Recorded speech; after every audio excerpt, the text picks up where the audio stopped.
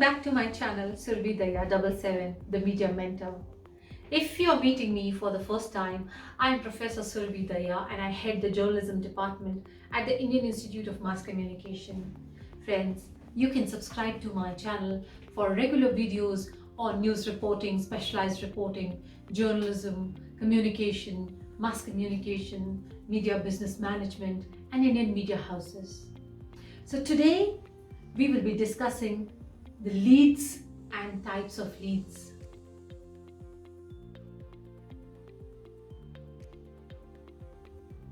So as you know that the opening paragraph of any news story which gives the audience the most significant information of a news story is called as a lead.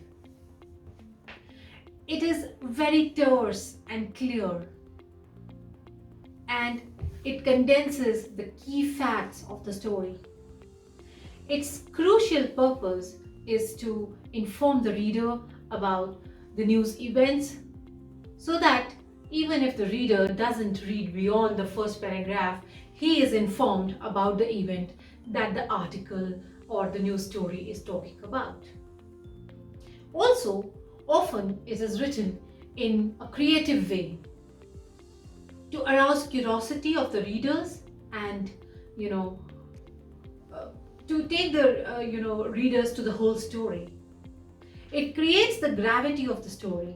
It gives the most important information very briefly, usually covers all the 5 W's in one H: who, what, when, where, why, and how. So the emphasis can be on one of the factors as well, depending on the importance. If, for example, some incident happens on a special date, then when becomes more important than the other, aspects. So now let us discuss about some popular types of leads which are often used in reporting. The first and the foremost is called as the summary lead. It's also called as a straight lead. A summary lead is the most common and traditional lead in journalism. It is essentially telling the story in miniature. It contains most of the 5 W's, as I just said, and 1 H of the news story. Usually, it tops a traditional writing form, which is known as the inverted pyramid format. It is a brief summary written in 1 or 2 lines or maximum 3 lines and meant to give a quick summary in a very, very short time, in few words. So in some cases, such a lead may also be written in a brief paragraph.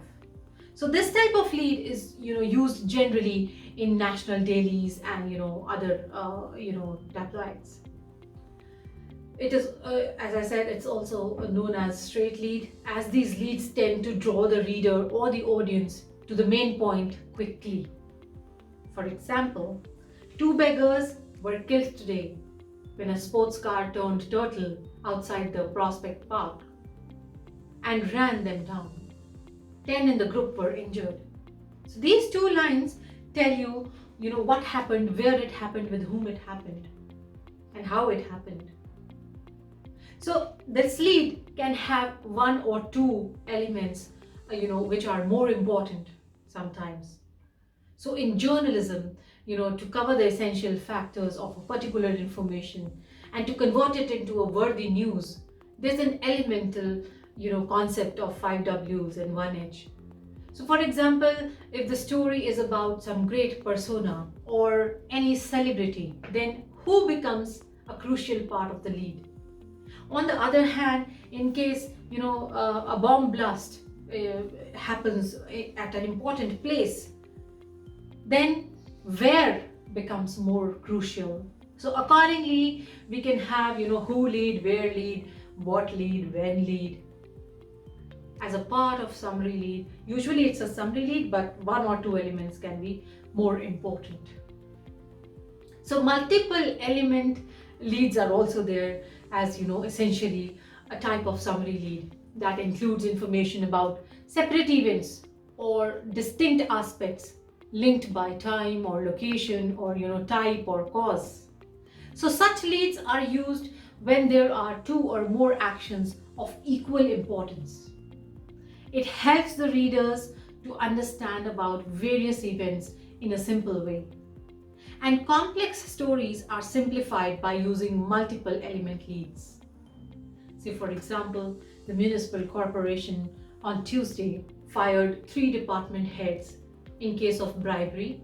It established an administrative review board and said it would start to monitor the work culture of administrators from 10th of February 2022. So this gives you a perspective of the multiple element leads where more elements are there. Then, my dear friends, the next type of lead is question lead.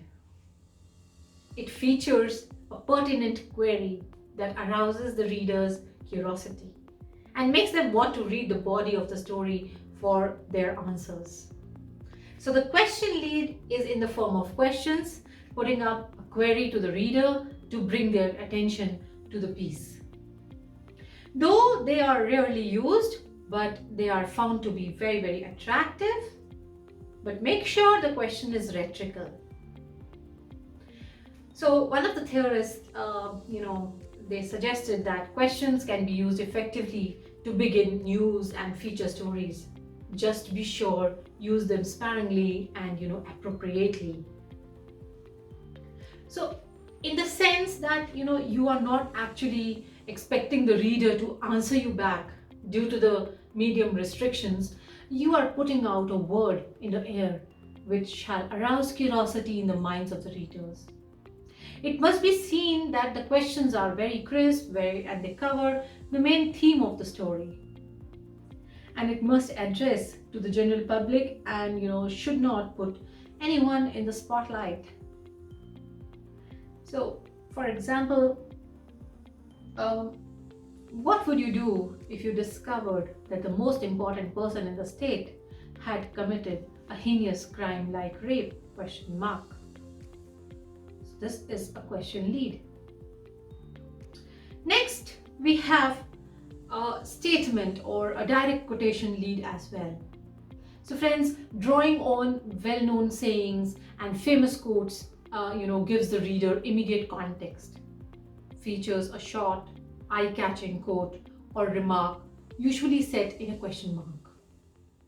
So quotation lead is used to allow the main character of the whole story to interact with the audience and grab the attention. Usually, if an interview of a celebrity is covered, the report may use his or her quote to attract attention of the readers. These are used when you have a story of some celebrity or any popular identity whose any impactful statement would be interesting and worthy to the readers. And it is majorly effective in broadcasting.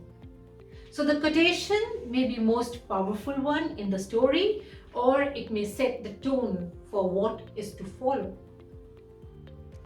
For example, when we need an Atmanirbhar Bharat for the 21st century world, said so and so in his speech at a conference held at so and so place. So this is how you take a quote from somebody who said something important. Next, my dear friends, is another type of lead which we call as anecdotal lead. So this is, as the name suggests, begins with an anecdote, and it is used when the anecdote is bright and applicable and not too wasteful of space. So it brings the readers quickly into the news situation that might not attract his attention if it were routinely written. It is a lead, where a writer uses a small experience, a story, to attract the attention of the readers. An anecdote is meant to, offer a broader picture, and the connection of the anecdote should be explained in the beginning and it must follow the lead story. The readers and audiences can relate to the story instantly. Let me give you an example. Say, for example, the divorce cases are increasing. Now, if you want to add an anecdote to a story related to divorce cases, say Sudhir and say Sudhir and Kavita's 2-year-old marriage is a second one for both of them, and their story is one that is being repeated with increasing frequency across the country. Each was married for the first time at 18 or 20. Sudhir's marriage lasted through 5 years and 2 children. Kavita's first marriage ended in divorce after a year and 8 months. So the Agarwals, not their real name, are among the 10 million Indians who at one time or another have been through a divorce. More than 4 million Indians currently, list their marital status as divorced. The rate of divorce in the country has been and still is steadily increasing. So this is how you narrated a story, and that was a start to a new story or an analysis which was based on the increasing trend of divorce rates in the country. The next type of lead is called as the direct appeal lead, and this is intended to make a personal appeal to the readers involved in a complicated situation. So, for example, in the COVID situation, we keep getting the direct appeals of, staying at home, wear a mask, keep social distancing. So, direct appeal lead is also known as the you lead. The second person approach reaches out to involve the readers and capture their attention. It is an informal kind of lead, and it allows the readers to understand why he or she should care about the news at all. So in this type of lead, usually the readers or the audiences, they are directly addressed through the story. And it gives a feel of a collaborator to the reader. So generally it starts with phrases like, if you have ever watched, or, it is your health that matters, etc. So the connection of the story is easily established by addressing the reader in the lead itself. For example, you must know that pollution in Delhi is leading towards a hazardous, level. For your health, it is highly advisable to stay indoors. The air quality index is soaring in the capital city every day. Or, to give you another example, if you are one of the 5 million Indians working for a company with a private pension plan, the government has given you a new Bill of Rights. It is the Employment Retirement Income Security Act, and it promises that if you have worked long enough to earn a pension, you will receive one at the retirement age. This is, my friends, just an example. So don't take it seriously. Then the next type of lead is the first person lead or the personal lead. So it involves the use of the first person singular in the lead, and normally such a use is discouraged except for a columnist or privileged writers can use it. This is when a journalist describes a personal experience with any kind of topic or theme. Usually, only a columnist or a very privileged or a senior writer can do this kind of a lead. But if the experience is something relevant and would help add value to the story, then it can be done by any journalist. So this kind of lead enhances the imagination of the readers or the audiences. For example, remember 2611. So if you are there as a journalist, then you could have used this kind of a lead. For example, for not just Mumbai, but for the whole country. 26/11 is an unforgettable date. I was outside the Taj Hotel covering the story that day, and I still shiver at the sight of the hotel burning from inside. So you can begin the story with your experience and then come to the details of the story. The next type of lead, my dear friends, is an observational lead. So when you are putting forth an observation, and if it sounds authoritative in nature, then you must justify the background of the theme and back yourself with facts to justify the observation also. So you must relate with the reader and the audience while offering a larger picture and discuss about the context of the subject matter just after the lead ends. So this kind of leads particularly comes from senior journalists and reporters who specialize in some beat. For example, the integration of smartphones in the villages and small towns of the developing nations is giving rise to the mobile learning concepts of the education system during COVID. So this is observational lead. Then let me discuss the next lead, which is called as the descriptive lead. This is, my dear friends, where you draw a picture with words to put your reader into the scene, and it is very effective for longer feature stories. So a lead that concentrates on a description of an environment or paints a picture for the reader. The lead is which you can define and highlight the whole incident in great detail with utmost precision. So usually the incidents or which are explained in the description, they need all details to make a wholesome story. So it is mostly written in the beginning of the feature stories. It is used to put your readers in the setting of that feature and use this transportative tactic to enhance the overall effect of the readers. So drawing a picture with the words to arouse interest, it is like descriptive focus on a person lead, but it doesn't have to really target on a person who is one of the many.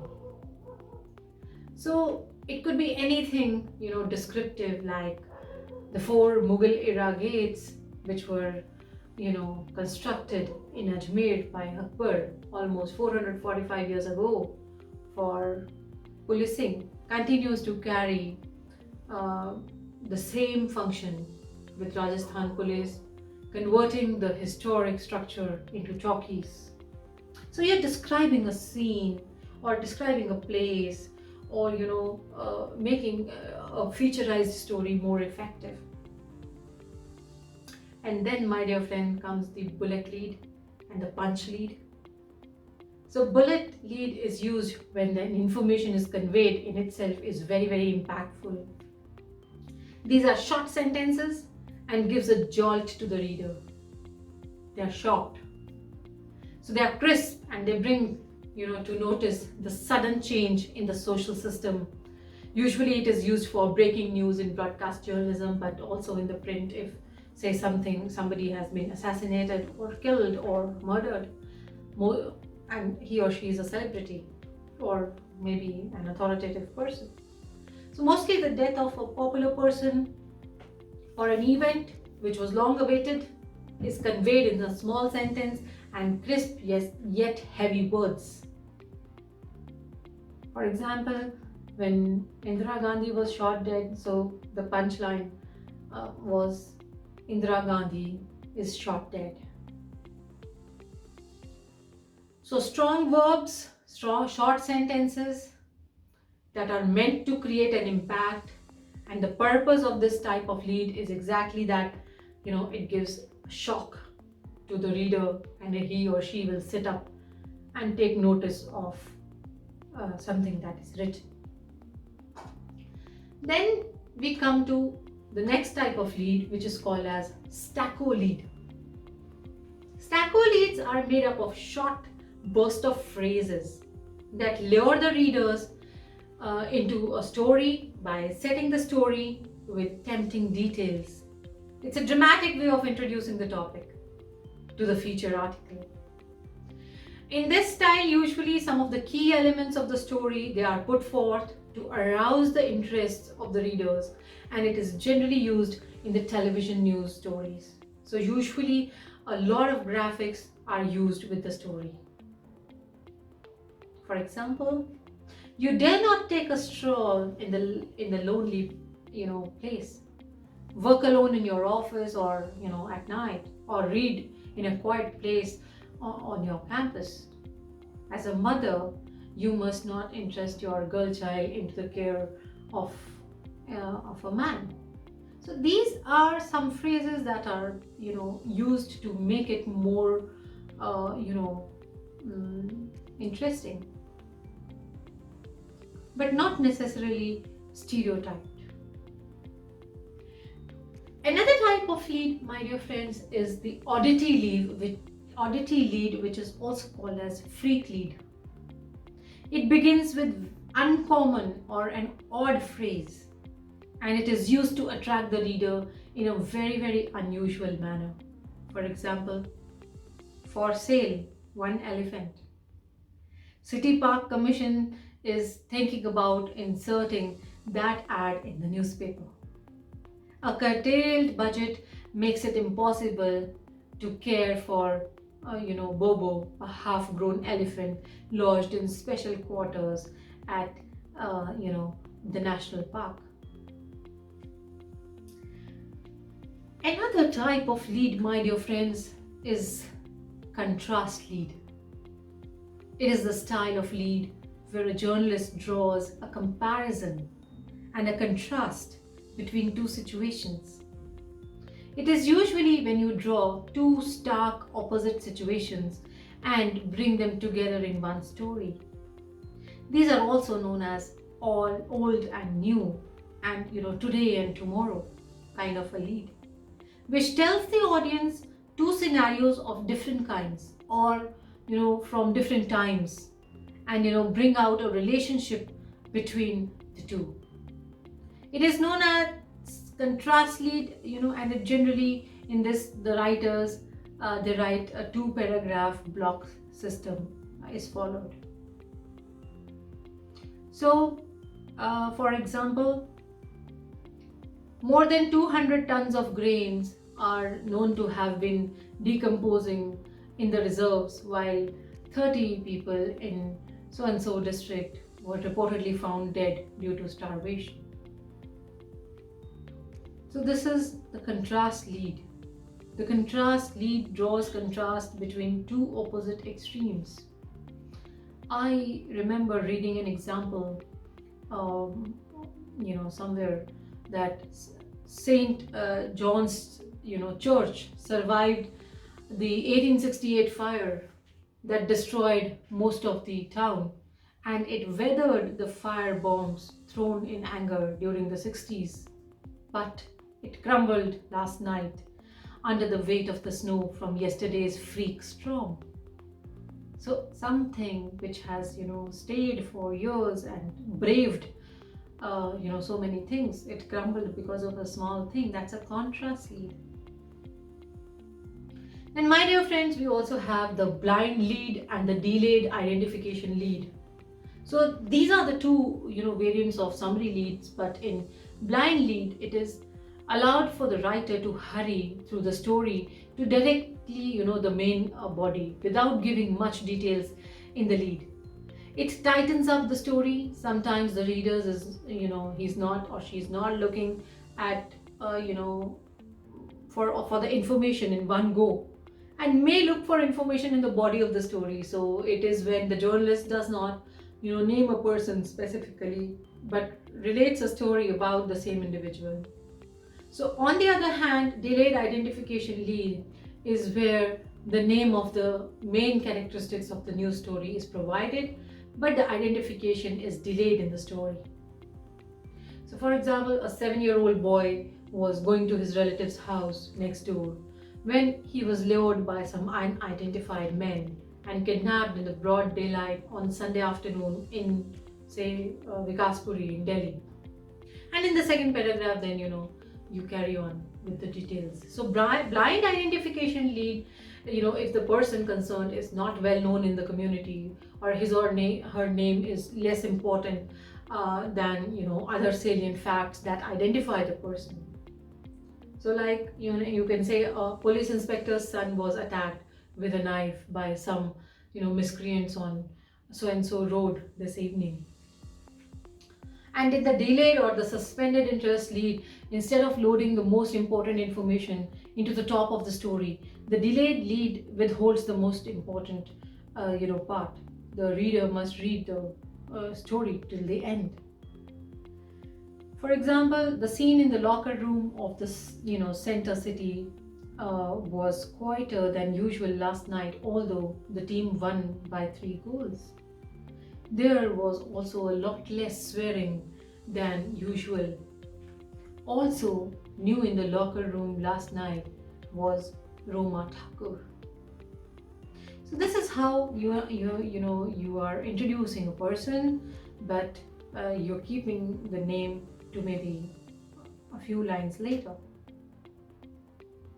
Next, my dear friends, we also have narrative or sequential lead. And this lead starts in the middle of an event and carries the reader through the action. So sequence lead is a kind of lead when the narration of the story is done in the sequential manner. In this kind of lead, the journalist entails a story or weave an event for the reader, taking them to the scene of action. So an event or a story unfolded by the author or the journalist to set a chronological order of the event in the mind of the readers or the audience is called a sequential lead. You can explain it with an example. Say, Kamal Sachdeva, 27, was walking down the street when he saw some men bullying a young woman. He took, all his courage and intervened. He was then thrashed and beaten up by them very brutally. Beaten, yet, with gathered strength, he helped the girl, and the bullies ran away from the place where Kamal started shouting for help. So this is how you're narrating a scene chronologically, what happened. And we also have the scene setting lead. This is where the journalist rather starts with describing the scene of the action for better understanding of the story. This is usually done when the location of the story drives the crux of the story. So this kind of lead is used in print journalism most, as the reader is not present at the scene of the action. Therefore, the journalist is supposed to take the readers exactly to the scene of the action for understanding of the location in a better manner. For example, the headquarters of the British Council of India is located at KG Marg, Connaught Place, New Delhi. It is popular for the great architecture of Charles, with artistic seating area and a concrete structure with emotions carved beautifully for the bookworms, academicians and learners across the world. This is how you can narrate and set a scene as well. And of course, friends, we also have a historical lead, which relates to a person or an event or to some character, historically. For example, Napoleon had his Waterloo, George Custer had his Little Big Horn. Unfortunately, Napoleon and Custer faced defeat only once. But for Novak, the finals of the US Tennis Open have become a stumbling block of titanic proportions. Next, my dear friends, is literary allusion lead. Now, this lead relates a person or an event to some character or event in literature. Sweetie had a little camera, and everywhere that Sweetie went, the camera was sure to go. So Sweetie's perseverance in carrying her camera on every trip with her anthropologist husband has resulted in the publication of her first book, a collection of photographs of natives in seldom visited areas of Andaman and Nicobar Islands in India. Then, my dear friends, we also have creative leads. Most profile pieces use this lead option because it captures immediate interest in a person, organization, or community story. It focuses on the details of the subject matter to help the reader start building a relationship with the writing. Then there is a parody leaf which mimics a well-known proverb, song, quotation, or a phrase. Water, water everywhere, but not a drop to drink. And we also have analogy leads when you can use them when you create comparisons between news events and something else a reader might understand. The explosion at the chemical factory was like a nuclear bomb exploding, would be an example of this option. So you should know which type of lead should be used in which story. A good lead can make or break a story. Lead is the most important paragraph of the whole story. As the headline intends you to read the lead further, helps the reporter to take the reader to read the story further. So thank you so much. This was all about leads. If you like my video, please subscribe to my channel, Surbhi Dahiya 77, the Media Mentor. See you with more videos very soon. Thank you.